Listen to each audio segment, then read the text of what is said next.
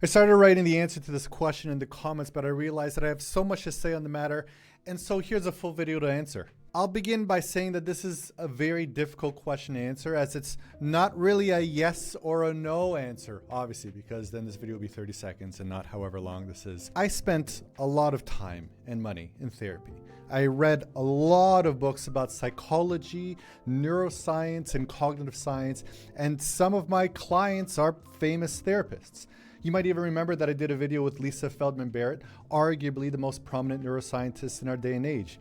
She's not the only neuroscientist I speak with. And I'm very fluent in therapy speak, and I'm also very aware of what it has become in pop culture, especially on Instagram and Threads and TikTok. And so because of what has become online, I in no way want to identify with any neurodivergent communities or labels. Even though I think they offer comfort to people who do identify, I see a whole lot of problematic language that grossly opposes my values, and I think that they promote more harm than good. The most disgusting and disturbing behavior I'm noticing is a language of neurodivergence as opposed to neurotypicalness.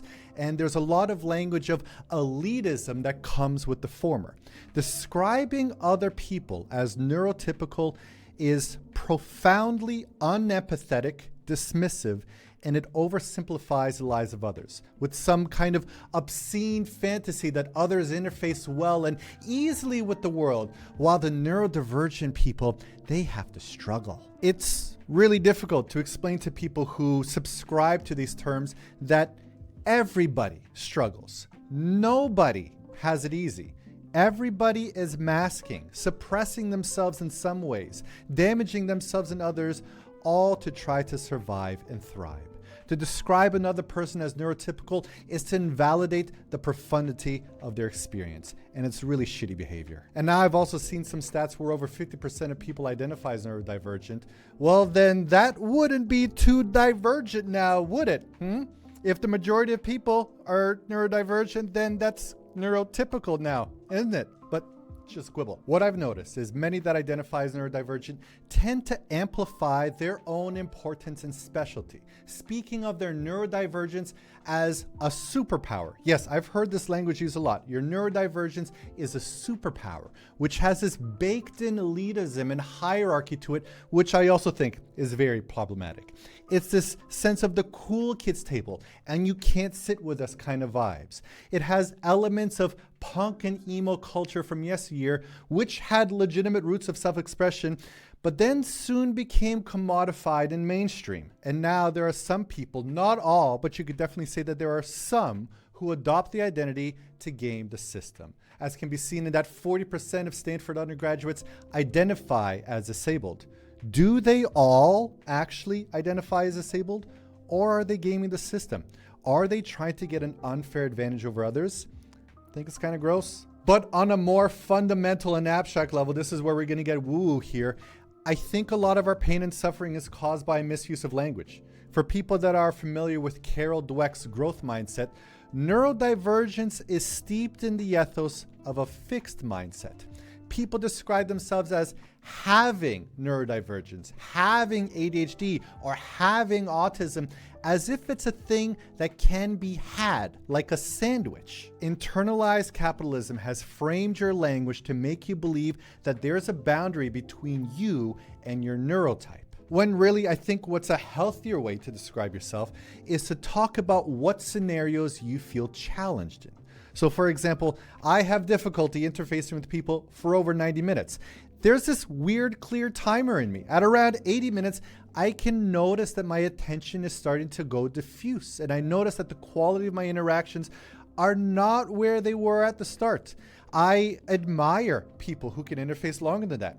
I'm trying to learn how to speak with people longer, but I also have friends who know about this timer in me, and they know when to wrap things up. I have difficulty in groups of more than 2 people. When ideas bounce back and forth quickly, it's hard for me to rev up my language and contribute. I wait for silences and pauses before I add an idea. I admire people who could process their thoughts more quickly. I just don't have enough practice in fast-paced discussions, as most of my interactions with people are kind of deep and just one-on-one. I am very challenged in describing my emotions, which can be described as alexithymia, or it can be because I both read the theory of constructed emotion and a bunch of Wittgenstein. And it's made me very suspicious of putting cultural words and abstractions on embodied experience. I find interfacing with others easier when we examine what our bodies are feeling rather than deferring to abstractions and reifications. I told you this was going to get woo-woo. As well, I tend to hyper-focus on my projects. When I got into therapy, I went all in on it. Oh boy, I stopped making videos, stopped working. I was just therapy all the time, like 3 to 4 times a week. When I got into running, I went all in on running and ran every day for 700 days straight. And I ran a half marathon every weekend for 3 months as well. Now that I'm building my reading app, it's something I'm doing again all day, every day for 8 to 10 hours a day. I won't label that as neurodivergent behavior the way that Instagram does, though. And so I think describing your behaviors rather than identifying as a neurotype is more empowering and more connecting, while labels of neurodivergence are kind of problematic. The natural follow-up I see far too often in people who identify as having ADHD is to take drugs for it. Now, as I value my sobriety and I worked hard for it, I don't want to associate or fuck with any drugs. What you label as drugs is up to you. Maybe it's not a drug, maybe it's a tool, whatever you want to call it, fine. I'd rather focus on what patterns I could change in my life and not rely on medical interventions. I used to have tendencies that could easily be defined as ADHD. And I could use a super label as well that therapy speak tends to use and call myself AUDHD. AUDHD. I never actually said it out loud. Anyhow, but I spent a lot of time in intentionally training my attention to the point that I can now direct it more in line with my values than I could before. I think short attention spans are trained in us rather than a biological determinant. Usain Bolt is the world's fastest sprinter. He says that he never ran a lap in his life. Does he have a long distance running disorder? Does he identify as having sprintitis? No. He was just trained to sprint. And the behaviors I see in people who identify as having ADHD, it seems like they're training themselves for short attention spans as well. It's a no-brainer. And this also leads to a tendency that I notice in the therapy speak community of diagnosing others without their consent. And my God, that is just so gross. There are many conversations I've been in where at times I've been diagnosed as neurotypical, as if you could somehow tell. How could you read a comment and diagnose somebody because they don't seem to profess the same allegiance to your religion of neurodiversity? Ugh. While I've been in other conversations where I've been diagnosed as autistic and hyperverbal. Why? I like words. I like to write and I like to read. That's just how I interface. These labels, it seems, are used to signify whether someone is performing allegiance to your ideology, but it's hidden in appropriated language of science. It takes on the flavor at times of sports allegiance. Do you like the Yankees or the Mets? Are you for me or are you against me? And as I grew up through the opioid epidemic, I don't really believe pharmaceutical companies always have our best interests in mind. And I think that the prescription of ADHD medicine is following a very similar path. I would rather be kind to my body first, notice my behaviors, and align them with my values and put in the long effort that it takes rather than label myself as a victim of some genetic condition and helpless to the workings of my brain. I could ramble about this forever, and I am well aware of how upsetting this will be for people who don't think about their language and grammar often and who accept their ideologies readily. I believe in thoroughly examining all of the words that we use and being aware of how our words shape our behavior. And like Mersault and The Stranger, which I just reviewed, I know that saying things in a way that doesn't align with the dominant ideology results in bloodlust from the mob. But as I am addressing this to a question that I've been asked, I think I do have the right to share what's alive in me and my own personal experience. And in a last note, a major part of my values is the meta-modern value meme. I think the language of neurodivergence is a postmodern phenomenon that rewards behaviors akin to vulnerable narcissism.